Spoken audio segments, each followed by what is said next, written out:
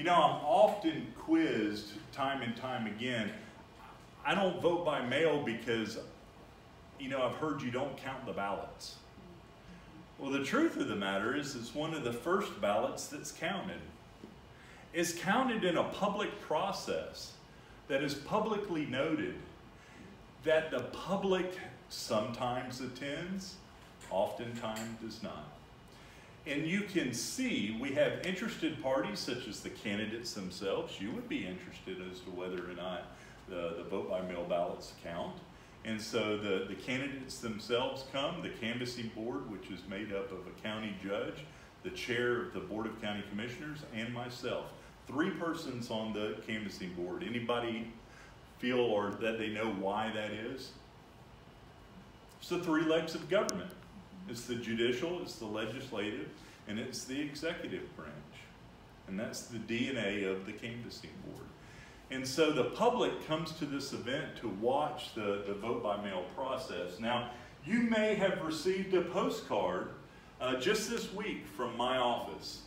And what it does is it speaks to the importance, to the value of voting by mail. We live in a hectic society. The reason why vote by mail, the reason why early voting is so successful, 72% of all of the voters that cast a ballot in the last general election, which by the way was a big one, okay, did so prior to election day. 72%. Candidates, 72% of the decisions were made prior to election day. I say that so you shouldn't really wait till election day to educate the voters.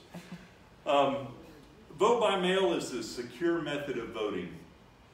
Once the ballot is received by our office, and that's either mail or across the counter, it's deemed cast. And the very first thing that we do is we verify the signatures on the certificate envelope.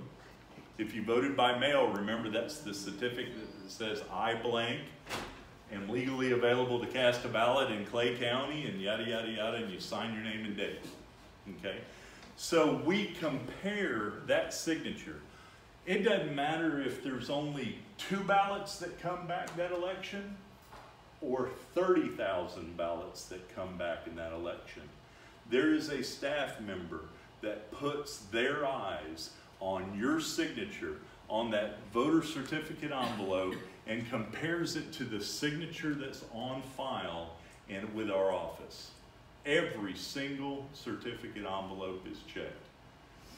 If there is a variance, I want you to know that we attend annually a forensic signature recognition course. We are very fortunate here in Northeast Florida to have a very world-renowned signature recognition expert.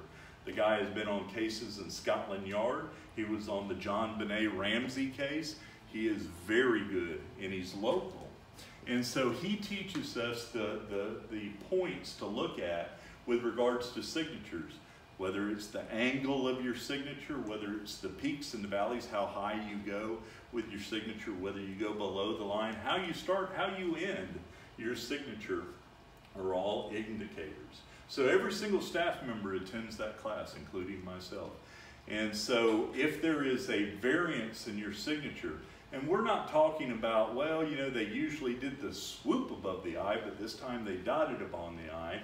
We're not necessarily talking about being that specific, but if it is worlds apart from the signature that we have on file and the signature that's signed, it's going to be questioned and it's going to be placed in a specific stack. Now, that's not the end, because what we're going to do is we're going to reach out to all of the voters that have signature differs, or whether they didn't sign at all, because the law now allows for us to reach out to the voter and for them to complete an affidavit that says, yep, that was me, okay?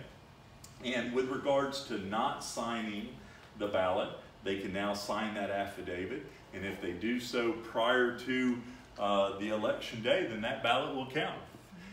If with regards to signature differs, if they do so prior to the ballot being canvassed by the canvassing board, then we'll accept that affidavit and we'll check that signature on that affidavit to make sure that it's going to match. So there's even things in place to make sure that if there was a difference, a significant difference in your signature, that we will give you an opportunity to correct that.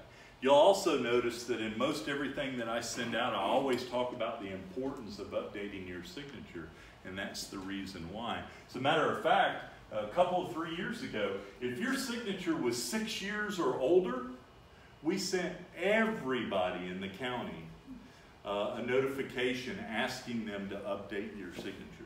So we really take it, we really go above and beyond.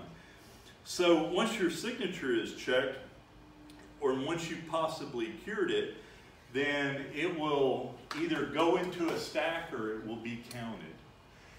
If it goes into the stack that goes before the canvassing board, then the 3-member canvassing board will vote on each one of those ballots and each one of those signatures, and it will be a public vote. And if it passes with a majority, then we'll count the ballot. If not, then what we'll do is it will be deemed as illegal. That's a technical term.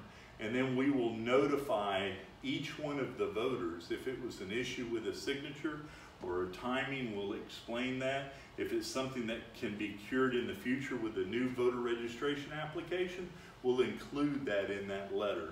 But the citizen will be updated as to what the status was of their ballot. You can also go to checkmyclayballot.com, and you can actually check on the process of your vote by mail ballot as it goes through that process.